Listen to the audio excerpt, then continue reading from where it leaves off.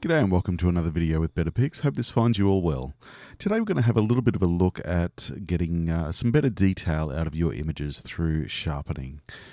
This is settings that are available across Adobe Lightroom, Adobe Lightroom Classic, Adobe Photoshop, and of course Adobe Camera Raw. So out of the three raw processing engines, obviously not including Photoshop, the results are going to be pretty much exactly the same because the engines driving them all are identical. Today we're looking at Adobe Lightroom and let's get into it. All right, so on the right hand under the detail panel or workflow, if we have a look at the detail just here about halfway down, you can see there's four options: sharpening, radius, detail, and masking. Sharpening is pretty self-explanatory. It basically means, as it says, is that your images appear to have better sharpness and clarity. The radius is the amount of clarity or sharpening that is applied around the part of the image that's being sharpened. Now it defaults to 1, which basically means 1 pixel surrounding the detailed points. If we zoom into 100%, which you can see, we can confirm down on the bottom right hand side here, you can see 100% is highlighted. This basically allows us to look at the image 1:1. So depending on, obviously, on the resolution of the screen or monitor that you're working on, at 100% you are looking at a pixel by pixel representation of the image. It's always really important to zoom into 100% whenever you're doing any detailed work, and sharpening is a perfect example of that. So make sure you do zoom into 100% and you'll get all of that detail. So the radius basically means, at its default of 1, means that these parts of the image here, just as an example, which are in focus, if we apply sharpening, the radius of that sharpening will be 1 pixel surrounding those points that are having the sharpening applied to them.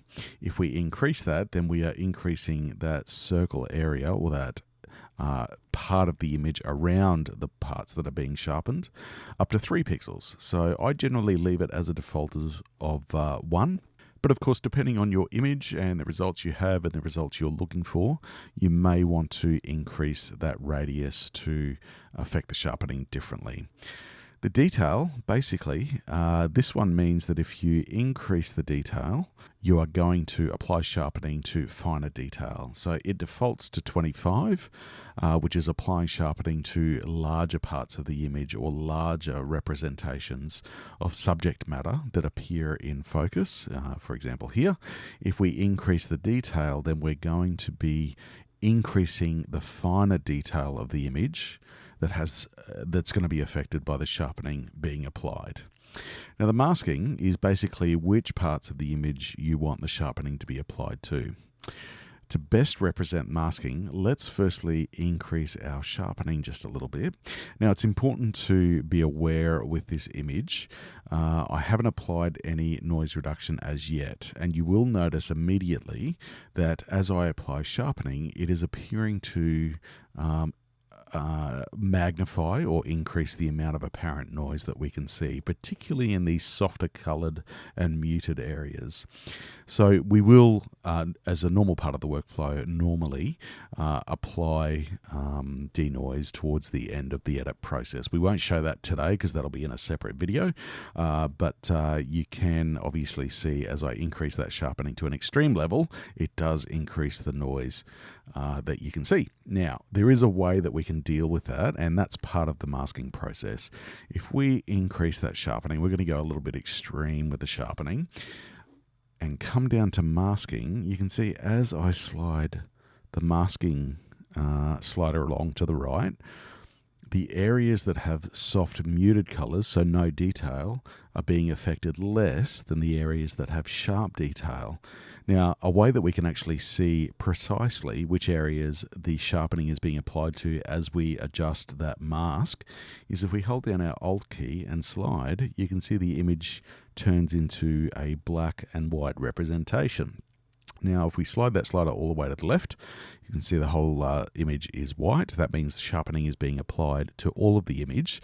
As we go to the right, you can see that it is only being applied to parts of the image. Now, the white parts, as I mentioned previously, are the areas that sharpening is being applied to. The black areas, as we slide along, you can see there's more and more. There's no sharpening or minimal sharpening being applied. Now, we're still zoomed in at 100%, so let's zoom all the way out and do the same thing. And you'll see that there's only, when we go towards the far right-hand side, minimal parts of the image that the sharpening is actually being applied to. And that basically means is that with that application of sharpening, we're not going to see that noise appearing on the soft muted colors of this part of the image. So the areas where really there's nothing to sharpen, so we don't want to apply sharpening to those areas. Now, where this is really relevant for a lot of us is when you have images that have got skies. If you've got a beautiful blue sky in your image, there's really nothing in the sky to sharpen, so you don't want to apply sharpening to that sky because you'll see an increase in the apparent noise. So masking is as important, if not more important, than sharpening itself if you're using the sharpen tool. Now, with sharpening, there might be a number of reasons why we need to sharpen our images. In fact, there's a long list of reasons, but some of them may be we might have a lens that isn't entirely sharp, so we just want to increase that perceived sharpness. We might have a lens that we're not using at an optimum aperture. For example, we might be shooting wide open, in which case the quality of sharpness is not necessarily at its most optimum. So we may not be getting as sharp an image as we can. It may also be a bit of a hazy day, in which case there's other tools to deal with haze, but sharpening can also help to increase the sharpness of our images if there is a bit of haze around. Now, what sharpening won't do is it won't sharpen blurry images. You absolutely need to start with a sharp image as captured in camera so that you have something to sharpen. It will not, unfortunately, fix blurry photos. So very important to remember that capturing sharp, focused images to begin with is imperative if you're going to have an outcome of sharp and in focus images. So if we just zoom back in again, you can see once again that that sharpening has been applied really nicely to the detail part, but those softer muted colors, we've masked out that sharpening application, and you can see that we've still got those beautiful soft tones, which is a really good thing.